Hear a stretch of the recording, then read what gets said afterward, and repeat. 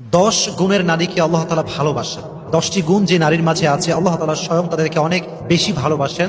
সে নারী কারা, কি কি গুণ তাদের মাঝে থাকতে হবে যে আল্লাহ ভালোবাসবেন, সেই গুণগুলো আজকে আমরা আমাদের তাফসীর প্রোগ্রামে জেনে যাব। ঠিক আছে ইনশাআল্লাহ।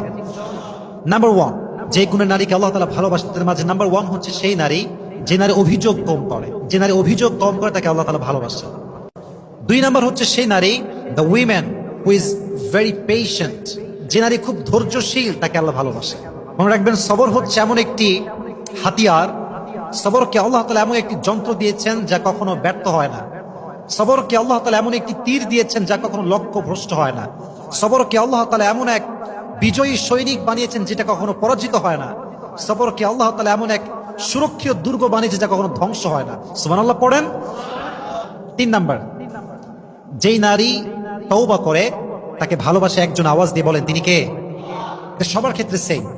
গুনাহ হয়ে গিয়েছে, হবেই, বিকজ উই আর ম্যানকাইন্ড। আমরা মানুষ, আমরা ফেরেশতা নই, গুনাহ আমাদেরই হবে। হাদিস 4 নাম্বার, সেই নারীকে আল্লাহ তাআলা বড্ড ভালোবাসেন যে নারী সবসময় পবিত্র থাকে, পুত পবিত্র থাকে। এটার একটা বড় ব্যাখ্যা আছে, তবে আমি খুব প্রিসাইজলি বলছি। স্বামী স্ত্রীর একটি সহবাস আছে যেটা সুন্নাহ সহবাস, এটা জায়েজ, পারমিসিবল। এটা যখন হবে এটার পরে গোসল করা হচ্ছে ফরজ। গোসল করা যুবক ভাইরা কি এটা বলেন, এটা কি? ইটস কম্পালসারি, এটা করতেই হবে গোসল। 5 নাম্বার, সে নারীকে আল্লাহ তাআলা বড্ড ভালোবাসেন যেই নারী গীবত করে না। This is very sensitive quality. এই কোয়ালিটি সবার ভেতরে থাকে না। এক জায়গায় হবে, ভাবিরা এক জায়গায় হবে, কেউ কারো নামে গীবত করবে না, বদনাম করবে না, এটা কোশ্চিন কালেও হতে পারে না। ঠিক কিনা বলেন যুবকেরা?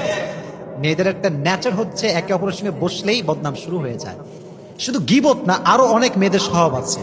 6 নাম্বার, সেই মেয়েকে আল্লাহ তাআলা অনেক বেশি ভালোবাসেন যেই মেয়ে তার হাজবেন্ডের সঙ্গে হয় সুন্দর এবং কোমল আচরণ ওয়ালি নারী।